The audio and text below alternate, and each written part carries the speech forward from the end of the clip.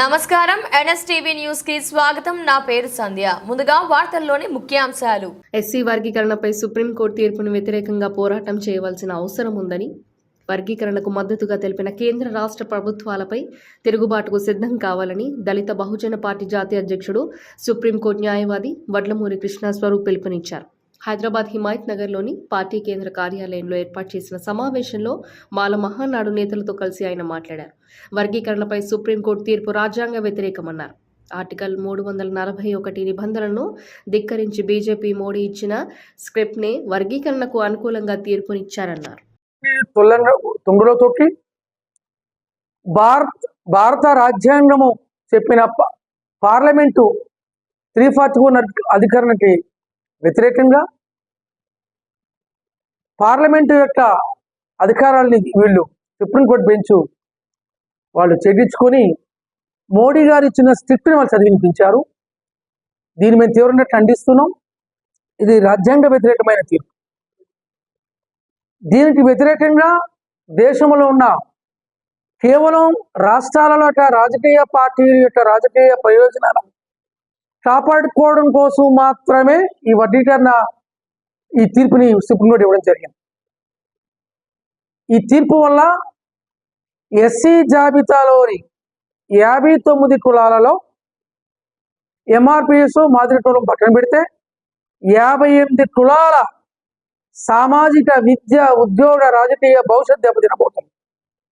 అంటే మెజారిటీ దళిత కులాలకి భవిష్యత్తుని దెబ్బతీసే విధంగా, వాళ్ళ రాజ్యాంగ ఉమ్మడి హక్కుల్ని కాలరేసే విధంగా సుప్రీంకోర్టు తీర్పు ఇచ్చింది. దీన్ని మేము తీవ్రంగా ఖండిస్తున్నాం.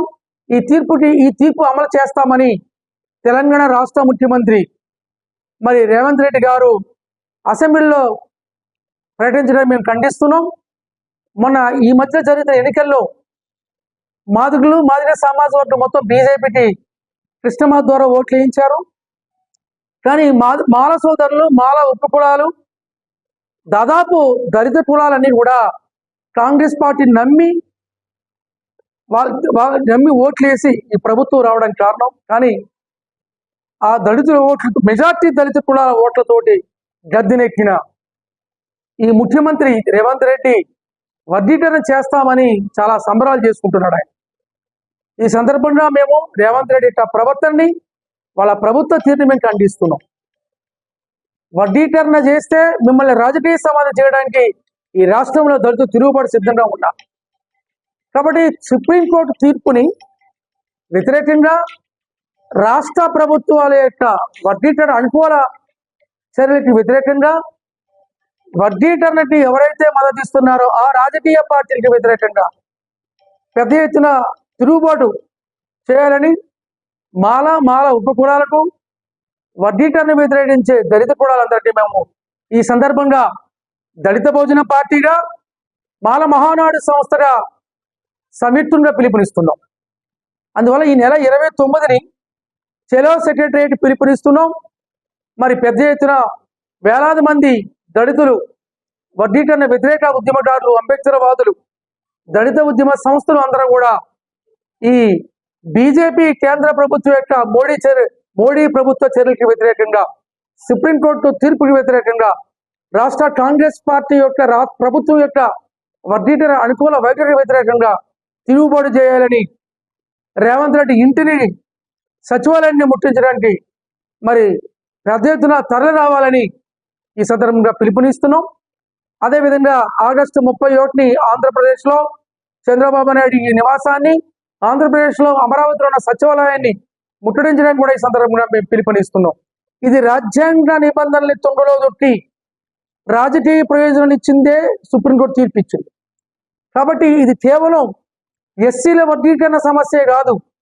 గతంలో అనేకమైన అంశాలలో రాజ్యాంగ నిబంధనల్ని, రాజ్యాంగ హక్కుల్ని కాలరాసి కేవలం బీజేపీ నరేంద్ర మోడీ నాయకత్వ ప్రయోజనాలు కాపాడడం కోసం, ఆధిపత్య దోపిడీ కులాల రాజకీయ ప్రయోజనాలు కాపాడుకోవడం కోసం మాత్రమే దేశ అత్యున్నత న్యాయస్థానం వివిధ అంశాలలో సుప్రీంకోర్టు తీర్పు ఇవ్వడం అత్యంత సిగ్గుచేటుగా మేము భావిస్తున్నాం. ఇది కేవలం ఎస్సీల వర్గీకరణ అంశమే కాదు. గతంలో ఈవీఎంలని వ్యతిరేకమని, బ్యాలెట్ పేపర్ ఎన్నికలు జరపమని సుప్రీంకోర్టులో పిటిషన్లు దాఖలు చేస్తే బీజేపీ సిఫార్సు మేరకు దాన్ని రద్దు చేశాం. అదేవిధంగా బాబ్రీ మసీదు కూల్చివేతలో రాజ్యాంగ చట్టాలని పార్లమెంట్ విధానాన్ని వ్యతిరేకంగా తీర్పునిచ్చారు.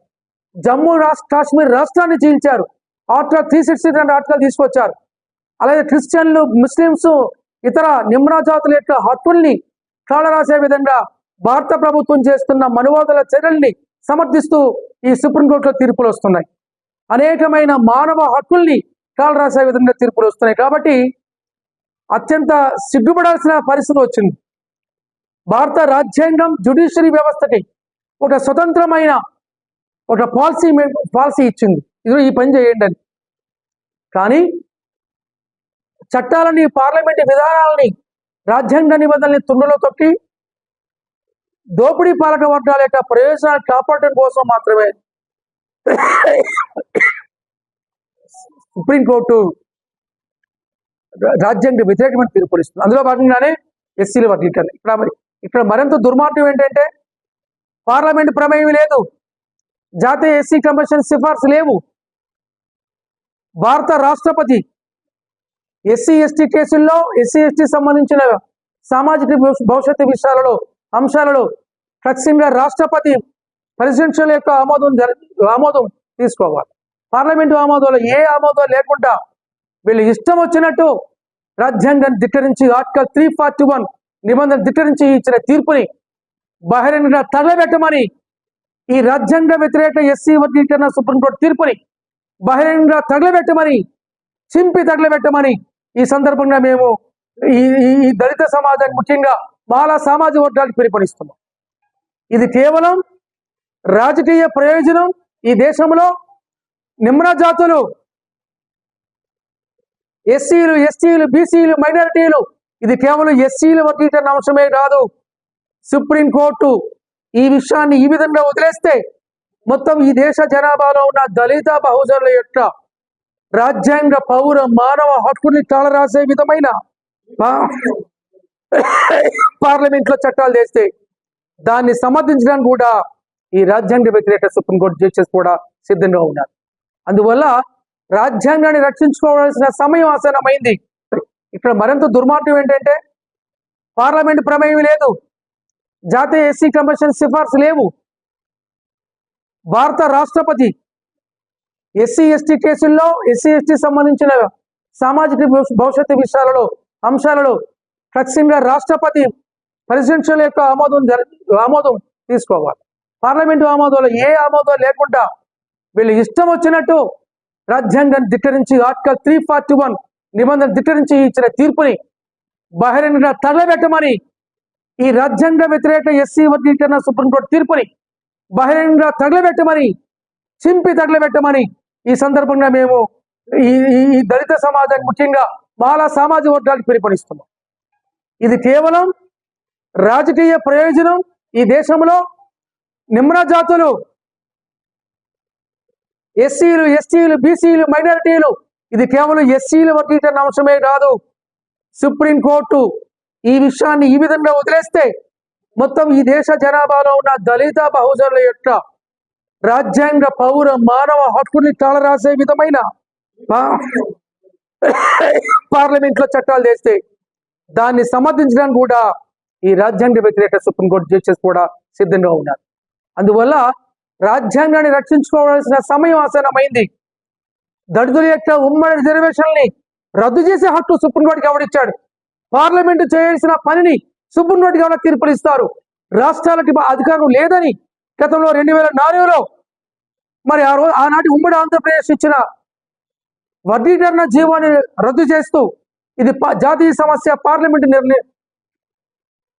నిర్ణయం తీసుకోవాల్సిన అంశంలో ఇది సుప్రీంకోర్టు ఖచ్చితంగా దీన్ని మేము జోక్యం చేసుకోమని స్పష్టంగా తీర్పిచ్చింది. ఎస్సీల వర్గీకరణ అంశం ఇది రాష్ట్ర ప్రభుత్వ స్థాయిలో, రాష్ట్ర స్థాయిలో కాదు.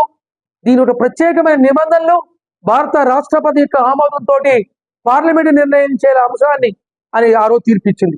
మరి 2004లో వర్గీకరణ రాష్ట్ర ప్రభుత్వ స్థాయిలో చెల్లదు, ఇది పార్లమెంటు చేయమని తీర్పిస్తే ఇప్పుడు సడన్ గా ఎలా మారిపోయింది నిబంధనలు?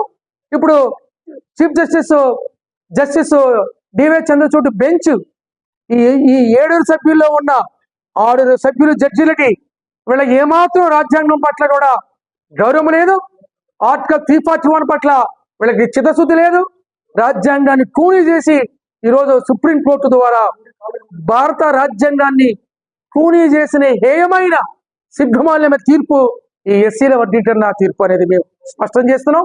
వర్గీకరణ వ్యతిరేకంగా పెద్ద ఎత్తున పోరాటాన్ని 2 తెలుగు రాష్ట్రాలతో పాటు జాతీయ స్థాయిలో ఈ మనువాద పార్టీలు, మనువాద పాలక వర్గాల మీద తిరుగుబాటు సిద్ధం కావాలని దళిత బహుజన పార్టీ మాల మహానాడు ఈ సందర్భంగా పిలుపునిస్తున్నాం. ఆగస్టు 29వ తారీఖుని చలో హైదరాబాద్ సెక్రటరియట్ ముట్టడి, మరి సీఎం రేవంత్ రెడ్డి ఆ ఇంటిని నివాసాన్ని సచివాలయాన్ని ముట్టడించే సిద్ధం కావాలి. అధికార పార్టీ బీజేపీ, కాంగ్రెస్ ఎమ్మెల్యేలు, మంత్రులు, ఎంపీల్ని వాళ్ళ ఇంటిల నిరసన తెలియజేయాలని, వీళ్ళ సంగతి చూడాలని ఈ సందర్భంగా పిలుపునిస్తున్నాం. జై